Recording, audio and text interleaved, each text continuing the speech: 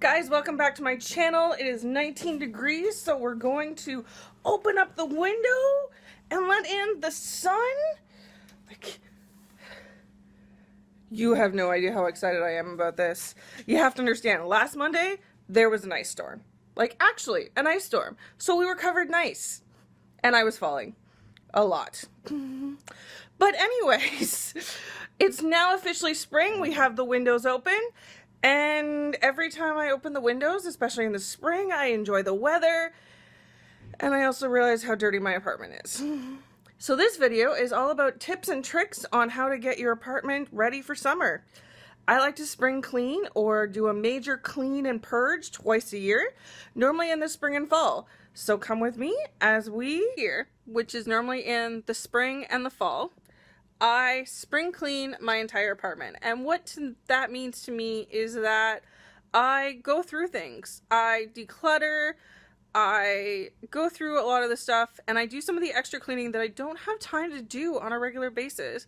For example, I pull out my fridge, I pull out my stove, I clean behind them, I will deep clean my bathroom, I will go through things around my house that I find that just are piling up and that I just don't have time to get to. I will give Sage a bath because she gets a bath twice a year. I will also go through stuff that I'm like, this is just kind of piling up, but I don't have time to do it. So therefore, because of this, spring cleaning takes me about a month. Like a full month of almost every weekend doing at least a little bit to get it done. I've started probably about the end of March, and I'm about 3/4 the way through, because it means going through things, purging things. Some of the freight train happen when I'm doing even just small little things that bring me joy, like when I'm baking or when I'm sitting in the shower or cleaning even. Like those are the moments. I wrote down everything that I wanted to do so that I could keep track of things and keep myself organized. I added to the list as I went, as I found that there were certain things that I wanted to do that I didn't put on the list originally. But I also took them away when I finished them. So what this did is it gave me a chance to get started, figure out what I was doing, when I needed to do it, and really keep me focused on this is the stuff I want to get clean. I then put that onto my organizing to-do list for the week, which you will see in an upcoming video. Sneak peek. And that's how I kept track of what I needed to do and what I was going to get done that week.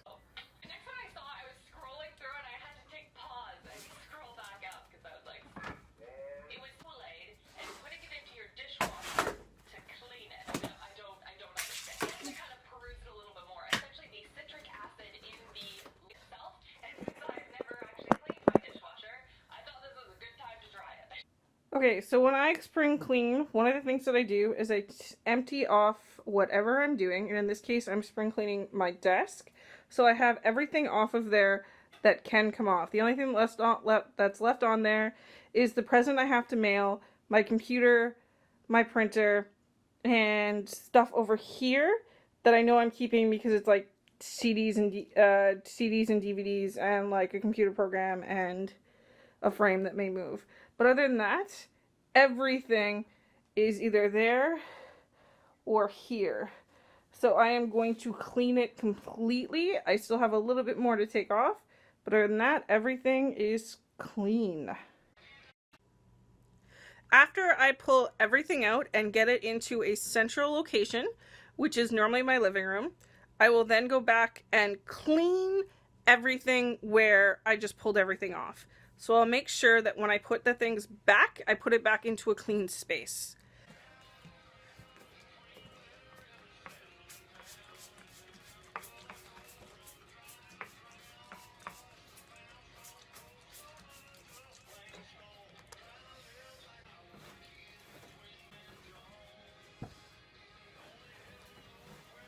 What I do is I sort things into 3 piles: garbage, donation, keep.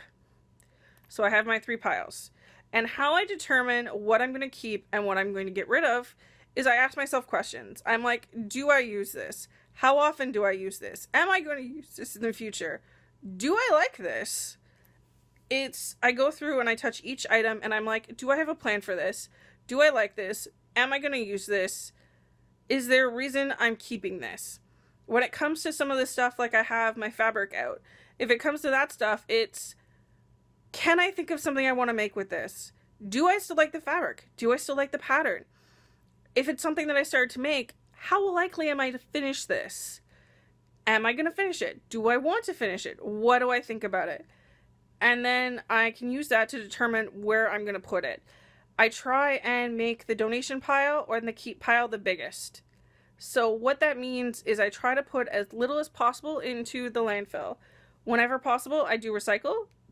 I do like to donate most of the time if it's reusable. I feel like just because I have no longer used the item doesn't mean that somebody else can't. And I've definitely been on the receiving end numerous times where I've gotten some amazing stuff thanks to donations. So I'm trying to pay it forward as much as I physically can. You cut it down. It's no longer a giant mess. Now you have to put it back. And when you put it back, you want to put it back strategically. You don't just want to throw it back up there. You want to put it back in a way that's going to be working for you, purposeful, and organized, and kind of look nice so that you actually want to use your stuff. So, spring clean isn't just all about us and our space. It's also about our friends, the poochies. Yes. We also have to remember them when we're doing our spring cleaning because they have stuff that we need to clean. Let's put everything. Because of Sage's fur coat and the fact that she is a husky and that dirt kind of falls off of her for the most part, she only gets a bath twice a year. In the spring and in the fall, it's when she's shedding the most and when she needs the most help to get rid of some of the extra fur. So twice a year, she gets a bath. Other than that, she'll just get a brush down. She'll get hosed off if she went swimming in the river. I'll just put her in the shower and like spray her down to get rid of any of the extra stuff. But she doesn't really need a lot of grooming bathing wise. She does need to be brushed. I should be brushing her about once a week. I try and do it about once every 2 weeks. So come here. You're a mess. You need a bath. Sage, what's this? What's this? There you go. What's this? What's this? Right here. What's this? Right here. Good girl. Come on. Keep eating the peanut butter.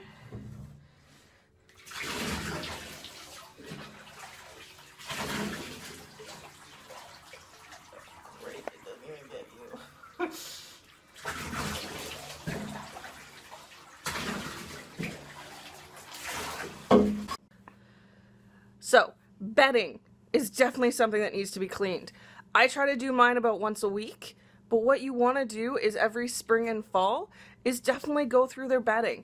Check it. Make sure that it's still good quality. Make sure that there's not anything wrong with it. Make sure you still like it. Also go through what's underneath their bedding. For example, Sage's crate. I clean her bedding, but I don't always move it and clean underneath. This is a perfect time to be able to do that. Make sure you clean it. Make sure you go underneath.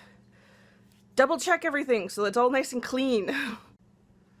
Alright, so right now I have with me Sage's toys. This is another thing that you want to make sure that you check twice a year at the minimum. You want to go through the toys, make sure they're still good quality, make sure they're not ripped, make sure they're not falling apart. If they're anything like Sage, she has 500 of these freaking things. So therefore, what you're doing is you're making sure they're working, you're making sure they're still good quality, and you're making sure that she still likes them. If she doesn't donate them. Get rid of them. There's plenty of places that you can donate old toys, and do the same thing with the bones and the chewies. Go through them. Make sure that she's actually going to use them. Sage has had an antler since I got her, and she hasn't used it. So that was one of the first things that went when I did the spring cleaning of her toys and bones. Also, make any repairs to the toys that she does love and that you're not keeping. Some toys can be fixed with a simple repair. It just involves a needle and thread. Now, I live in an apartment, so I don't have a backyard. I spend a lot of time in this park, though. So my second tip for spring cleaning is to make sure that you also spring clean your backyard. Pick up any of the messes that you missed over the winter, as well as any bones or decaying matter that could make your dog sick. And if you don't have a backyard, there's plenty of park cleanups that you can get involved with if you want to. The one in my area is called Cleaning the Capitol. It happens normally on May 5th weekend. So if you're interested, get involved. Well, that's everything, guys. I'm gonna go enjoy this nice warm weather and continue to spring clean my apartment. Don't feel bad if it takes you a while. It normally takes me about a month. Not gonna lie, it takes me about a month to go through everything. And so it's definitely a process. My number one tip is to do it, give yourself plenty of time. Don't try to do this all in one day, because you will get incredibly overwhelmed. Don't do it. Don't. So anyway, thanks for watching. Feel free to follow me on Instagram. I'm at KB Wolf. Sage definitely makes her plenty of appearances. And we'll see you next time. Bye, guys.